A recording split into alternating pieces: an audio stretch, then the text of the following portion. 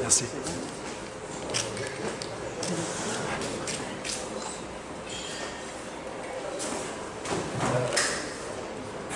Bienvenue à toutes et à tous. Bienvenue à nos amis de la presse écrite, la presse télévisée, radio, nos amis photographes. Ça fait toujours plaisir de pouvoir vous réunir comme on a toujours eu l'occasion dans le passé de s'engager, à vous inviter en priorité, en premier lieu, avant tout événement, puisqu'on considère que vous êtes forcément nos ambassadeurs et ambassadrices auprès de notre clientèle, qui plus est quand il s'agit d'une clientèle Porsche. Donc j'ai le plaisir de vous recevoir aujourd'hui avec Béchir Zidi, notre directeur du centre Porsche, ainsi que Siziet Kamoun, le directeur SAD du centre Porsche. Et je souhaite également remercier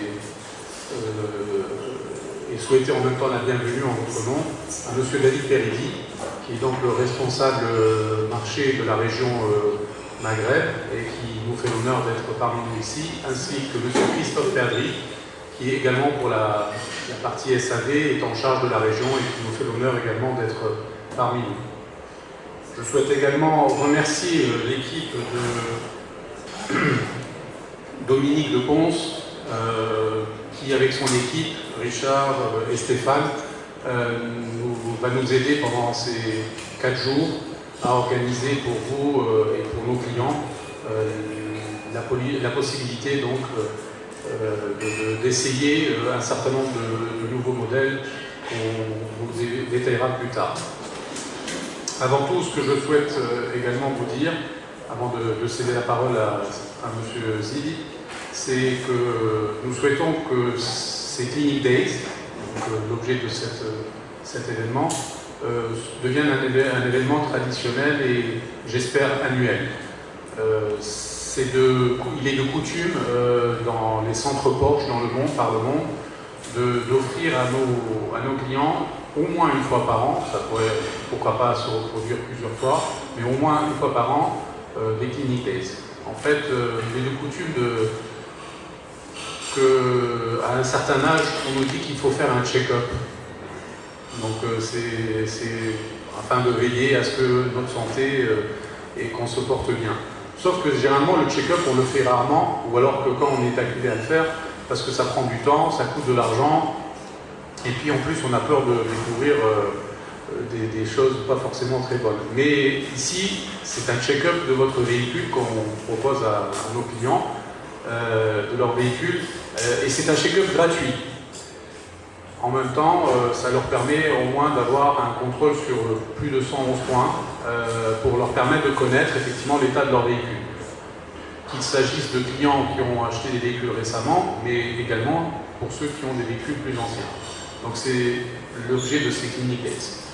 Pour que le client ne vienne pas attendre pour rien le temps qu'on lui fasse son check-up, si Béchir Zidi, comme à son habitude, a eu l'heureuse idée et l'initiative d'organiser ses essais clients.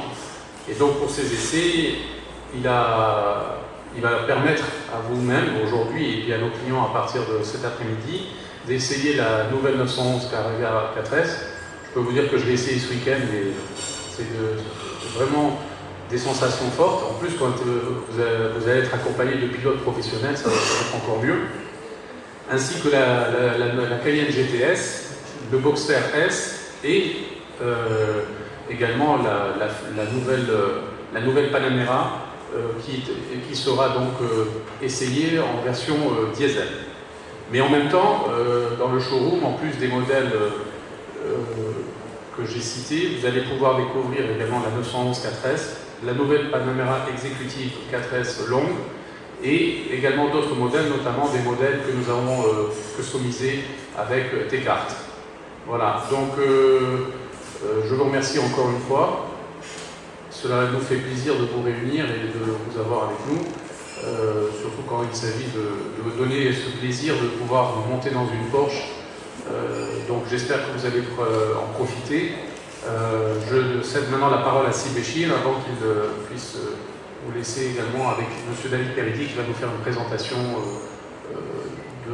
des nouveautés et des événements de Porsche qui sont nombreux cette année. Et notamment, et je terminerai là-dessus, nous fêtons cette année, Porsche fête cette année le 50e anniversaire de la voiture emblématique de la marque Porsche, à savoir la 911. Voilà. Merci et je cède la parole à Sidi Béchir. Marhaba bikoum. C'est pas la première fois qu'on vous reçoit, mais ce sera toujours avec un très grand plaisir. Taafre Porsche, c'est une marque exceptionnelle, avec des modèles exceptionnels, et on a toujours voulu mettre la barre très haut au niveau des modèles importés en Tunisie. Je pense que vous voyez des modèles exceptionnels que vous ne verrez pas ailleurs, et je vous les présente. C'est une 911 4S avec un power kit, un moteur gonflé, avec une couleur de Cartier, de chez Cartier, et tout a été customisé sur le cahier de charge de Cartier, le célèbre joaillier. D'ailleurs, ces voitures ont été prises en photo et elles vont figurer dans le catalogue, le nouveau catalogue de Cartier qui sortira fin 2013. Ça, c'est une chose. On vous fait découvrir aussi la nouvelle Panamera 4S longue, exécutive. Porsche a pensé à faire ce modèle limousine qui lui manquait dans la gamme. Et après, vous pourrez découvrir le nouvel habitacle à l'intérieur. C'est quelque chose d'exceptionnel aussi. Bon, on l'a présenté dernièrement en présentation publique chez Hamamet. On vous l'a fait découvrir maintenant. Et vous allez découvrir aussi, comme a dit Ibrahim, des sensations fortes avec la compagnie de pilotes instructeurs qui viennent de chez Porsche. Et je sais que vous reviendrez toujours chez Porsche. En attendant l'événement mondial qu'on va connaître très prochainement, ou la sortie du nouveau Macan de chez Porsche qui va être présenté à Los Angeles. Inch'Allah, c'est un petit Cayenne et nous allons le recevoir, Inch'Allah, en début 2014 en Tunisie. On va faire un grand lancement international ici. Et puis maintenant, je cède la parole à M. David Peridi qui va vous faire une présentation sur Porsche et puis je la reprendrai après. Allez-y. Merci Béchir. Merci Béchir. Donc je vais vous faire une présentation sur la société Porsche. Je vais revenir sur les chiffres clés de Porsche aujourd'hui dans le monde et aussi parler un petit peu de la stratégie 2018. Je présenterai également les nouveaux modèles. Si vous avez des questions, n'hésitez pas. Alors, je vais lever, ce sera plus simple.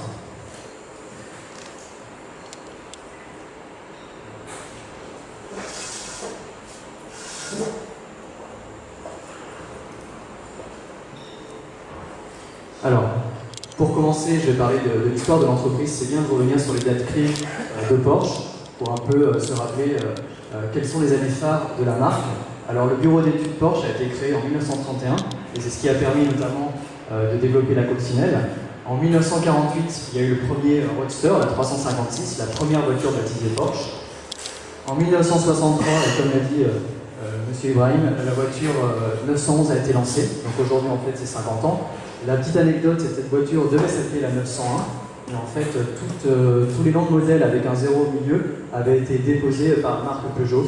Donc du coup, Porsche a dû changer de nom et a décidé de l'appeler la 911. Aujourd'hui, elle fait donc ses 50 ans, et pour info, il y a plus de 800 000 modèles 911 découlés dans le monde, vendus dans le monde. En 1971, il y a eu l'inauguration du centre Porsche de développement de Weissach, qui aujourd'hui est très connu, et c'est là où en fait on travaille sur tout le développement des futurs modèles. En 1972, c'est création de la société Porsche, Porsche AG, donc c'est une date très importante. En 1996, c'est également une date importante parce qu'après quelques années difficiles, Porsche a décidé de lancer le Boxster, et ce qui a permis de faire un bien énorme à la marque. En 2002, l'inauguration du site de Leipzig, où sont aujourd'hui fabriqués les Cayenne, les Panamera et prochainement le Macan. En 2009, l'arrivée de la Panamera qui vient d'étendre vient étendre la gamme de modèles Porsche. En 2011, Porsche a décidé de lancer la stratégie 2018, j'y reviendrai par la suite. L'année dernière, en 2012, il y a eu un passage important puisqu'en fait, il y a eu l'intégration de la marque Porsche au sein du groupe Volkswagen. Et l'année prochaine, en 2014, le lancement d'un nouveau modèle, d'une nouvelle gamme, le Macan, qui arrivera donc au printemps 2014. Et donc l'histoire continue pour Porsche, bien évidemment.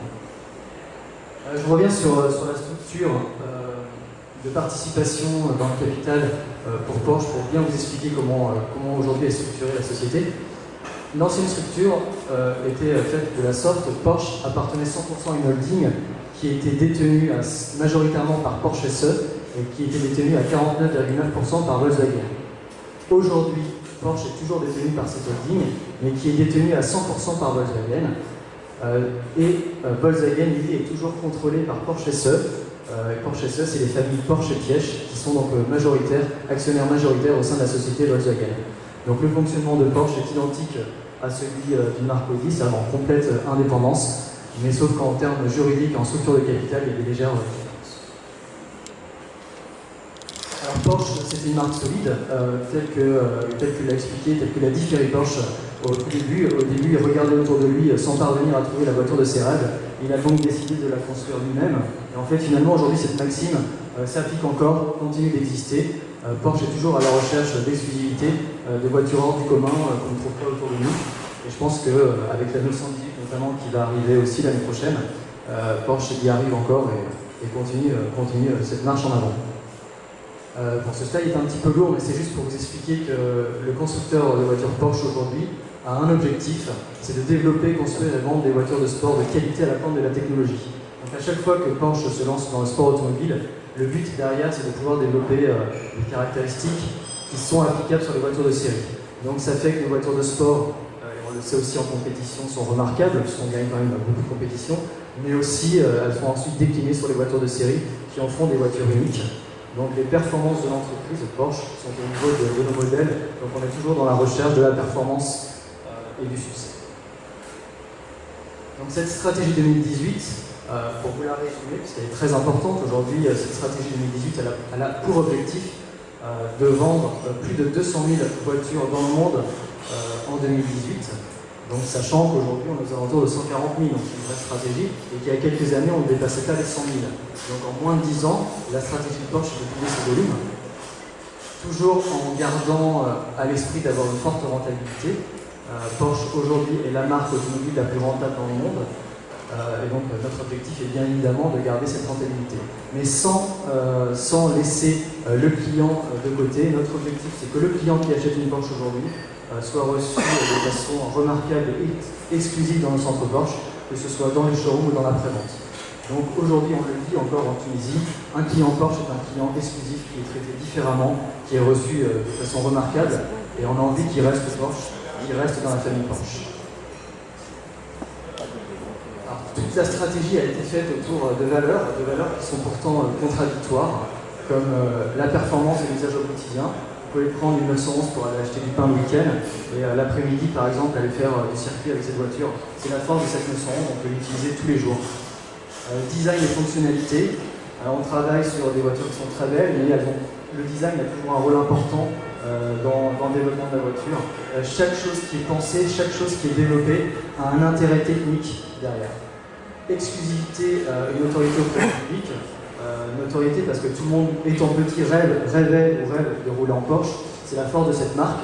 Donc c'est une marque qui est énormément appréciée, mais exclusive aussi puisqu'elle s'adresse à une clientèle qui est très soigneuse, qui recherche le détail, qui recherche la personnalisation. Donc en fait, on touche tout le monde avec cette Porsche, avec cette marque, pardon. On touche toutes les couches de la classe sociale. Enfin, tradition, innovation. Tradition parce qu'on a lancé un modèle il y a 50 ans, la 911, et aujourd'hui il est toujours commercialisé, il est toujours en commerce. Donc voilà, en 50 ans, ce modèle existe toujours. Et innovation, parce qu'on est toujours à la pointe de la technologie. On essaie toujours d'être en avance sur le développement des nouvelles technologies, comme vous pourrez le voir prochainement avec la 918 Spider. La gamme Porsche, vous la connaissez, je vais passer assez rapidement sur les modèles. Le Boxster, que vous connaissez, le Cayman, la 911, la Panamera, le Cayenne, et l'année prochaine le Macan. Alors si on revient sur le Boxster, Boxster S, donc c'est l'entrée de gamme de Porsche. Un moteur Boxster 6 cylindres. Il y a deux motorisations, un Boxster 2007, un Boxster S 384 qui développe de 265 chevaux à 315 chevaux. Donc c'est une vraie sportive qui a été renouvelée l'année dernière dans le monde. Donc là on est sur la génération 981, donc c'est une génération fabuleuse. Et aujourd'hui, plus on va dans le temps, plus le Boxster a des caractéristiques techniques et des performances très impressionnantes. La 911, donc là c'est le modèle phare, plus de 800 000 modèles ont été vendus dans le monde, donc c'est énorme en 50 ans. Elle a été renouvelée en fin 2012, donc là on est vraiment sur la toute dernière génération, la 7e génération 911. Donc c'est la référence de la marque Porsche et c'est grâce à ce modèle que Porsche s'est fait connaître et aujourd'hui est considérée comme une marque sportive. La 911 reste l'une des voitures les plus sportives de sa catégorie et les plus performantes. Le Cayenne S diesel, donc là c'est un moteur diesel V8 turbo 4.2 qui développe 382 chevaux. Donc par rapport à la concurrence, c'est le SUV le plus puissant de sa catégorie en diesel. Et il a été lancé aussi fin 2012 lors du mondial de Paris. Le Cayman S, on l'a renouvelé il n'y a pas longtemps, donc en début d'année 2013. Donc là c'est vraiment une sportive pure, puisqu'en fait avec son moteur central il y a même une super répartition des masses. Cette voiture, même quand on n'est pas un pilote et qu'on prend le volant d'un Cayman, tout de suite on a des sensations incroyables, on se sent pilote. Cette voiture elle a un tarif abordable et c'est une véritable sportive. Dans sa nouvelle génération elle est plus puissante et elle a une consommation réduite. Donc aujourd'hui la stratégie de Porsche c'est aussi de développer des voitures qui consomment moins, qui émettent moins de CO2 mais qui sont de plus en plus puissantes avec des plus petits moteurs. Donc c'est ça aussi la technologie Porsche. La GT3, donc là c'est la 5e génération de GT3 qui a été révélée au Salon de Genève cette année. Donc elle est encore plus dynamique et c'est pareil, c'est une voiture typiquement à la base qui a été développée pour être utilisée sur le circuit, mais beaucoup de nos clients l'utilisent au quotidien parce que c'est une voiture facile à utiliser finalement et elle a des performances incroyables, elle fait 475 chevaux. La Panamera, donc là on a la nouvelle Panamera, vous avez l'exécutive à côté de moi. Cette nouvelle phase de Panamera amène une nouveauté technologique, c'est la Panamera SI hybride. On avait déjà eu l'ancienne hybride, mais là c'est la nouvelle génération d'hybride avec un moteur électrique plus puissant et une batterie qui finalement a plus d'énergie, qui est revue à la hausse, donc a de meilleures capacités. Et là la grosse nouveauté c'est que cette Panamera hybride elle se recharge sur secteur. Donc elle n'est pas encore arrivée sur le marché tunisien, mais bon après c'est une question de temps. Les sites, comme je vous l'ai dit, donc, il y a Leipzig, il y a Stuttgart, sont produits nos modèles. Et en fait, tous les bureaux d'études, les bureaux de recherche, la direction financière, tout est basé autour de Stuttgart. La force de cette marque, c'est que tout est produit, tout est décidé en Allemagne, en Europe, et c'est une phase sous-traitée dans d'autres pays. Donc vraiment, la force de Porsche, c'est que tout est fait en Europe et en Allemagne. Là, c'est les récompenses, donc je pense que ça vous parle. Vous connaissez ces magazines. Ce sont des magazines renommés dans le monde, en Allemagne. Et là, on voit que la 911 a gagné énormément de titres. Le volant d'or, notamment, dès son lancement. Mais il n'y a pas que la 911 qui gagne des titres. Il y a aussi la marque, il y a la Panamera, il y a le Cayenne, il y a le Boxster. D'ailleurs, il y a une fameuse étude aux États-Unis qui classe les marques sur la qualité des produits. Et aujourd'hui, Porsche est deuxième. Donc on était 5e il y a quelques années, on est passé 2e. Donc quelque part, la qualité de nos modèles, de nos voitures est aussi en train de progresser. Quelques chiffres, parce que c'est important. Aujourd'hui, Porsche dans le monde, c'est 17 000 collaborateurs. Donc c'est pas beaucoup, mais c'est une marque qui est en train de recruter énormément, justement avec l'arrivée des nouveaux modèles. Il y a eu 141 000 véhicules livrés fin 2012. Donc on est dans le trend pour atteindre 200 000 véhicules en 2018. Un chiffre d'affaires de 13,865 milliards d'euros et un résultat opérationnel de plus de 2 milliards. Donc ce sont des chiffres impressionnants. C'est vrai que la marque fonctionne bien, mais on n'est pas à l'abri de mauvaises surprises. Il faut toujours continuer à travailler pour espérer que ça continue. Les effectifs, comme je le dis, 17 000 collaborateurs fin 2012, alors qu'il y a 3 ans, on était à 12 000. Donc c'est quand même une énorme hausse. Le chiffre d'affaires, on est passé Comme je vous l'ai dit, on a réalisé une grosse augmentation entre 2011 et 2012, et tout comme les bits, le résultat opérationnel.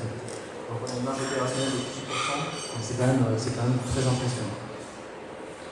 Les livraisons par gamme, entre 2011 et 2012, légère baisse pour le Boxster Cayman, c'est normal puisqu'il a été renouvelé en cours d'année, donc on n'a pas fait une année pleine sur ce modèle, donc ce qui explique la baisse. Sinon, tous les autres modèles continuent leur hausse, et notamment le Cayenne qui a quand même été lancé il y a quelques années. On se rend compte que ce modèle est très apprécié par nos clients, et finalement il continue de se vendre, et notamment en Tunisie où c'est un succès, un très beau succès commercial. Par région, pour vous donner quelques chiffres, ce n'est pas la crise partout. En Europe, en effet, c'est là que c'est un petit peu difficile, puisque l'Europe est en pleine crise économique, alors forcément ça se ressent sur les volumes, mais on voit que la marque est tirée vers le haut par les pays émergents, que ce soit l'Asie, mais aussi tous les pays du Golfe, et aussi le Maghreb. On se rend compte que ces pays-là sont en nette croissance, contrairement à l'Europe qui, elle, stagne un petit peu en ce moment. On voit aussi que les États-Unis vont bien, ils ont eu des années difficiles, mais depuis quelques temps, la marque aux États-Unis a repris des couleurs et se vend. Nous sommes présents dans plus de 125 marchés dans le monde, vous voyez, donc en Afrique de plus en plus présent.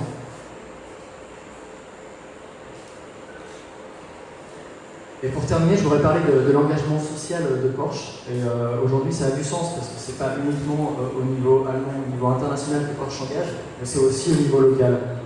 Au niveau écologique, comme je l'ai dit, on développe des modèles qui émettent moins de CO2, qui consomment moins et qui sont plus puissants. Mais on essaie aussi de s'intégrer socialement, de faire des partenariats. Donc ça existe beaucoup en Allemagne, mais ça existe aussi en Tunisie, puisque comme on l'avait annoncé la dernière fois, il y a un partenariat entre le centre Porsche de Tunis et l'école Esprit, où nous aidons donc, ces jeunes ingénieurs à se développer et à travailler pour Porsche, puisqu'on leur amène des moyens, des moteurs, plein de choses pour qu'ils s'entraînent, pour qu'ils travaillent sur la marque. Et le but ensuite, c'est de travailler avec eux, pourquoi pas de les recruter pour qu'ils travaillent dans le centre Porsche. Donc on a une véritable collaboration pour les former et pour échanger avec eux dans le but de les recruter par la suite. Donc c'est un véritable partenariat avec cette école, et ça, Porsche est très actif dans ce domaine-là, et essaye de le pratiquer partout dans le monde. Et la Tunisie est, pour nous, pour notre marché, pour l'Europe, l'un des tout premiers pays, si ce n'est le premier pays à l'avoir développé. Et donc dans le sport aussi, où Porsche est très présent, et au niveau culturel également. Donc voilà, comme le disait Thierry Porsche, la dernière voiture qui sera construite sera une sportive. Il en a été convaincu, nous aussi. Et pour la petite anecdote, on va terminer sur un petit film qui annonce le retour de Porsche aux 24 heures du Mans en 2014. Porsche a une énorme histoire dans le sport automobile, a une grosse culture du sport automobile, et l'année prochaine c'est une date clé, puisque Porsche va engager 2 voitures en LMP1, donc c'est la catégorie phare pour les 24 heures du Mans. Donc c'est un retour impressionnant qui est très attendu et qui montre que Porsche est une marque sportive, et ça c'est pour un petit moment. Voilà. Merci à tous.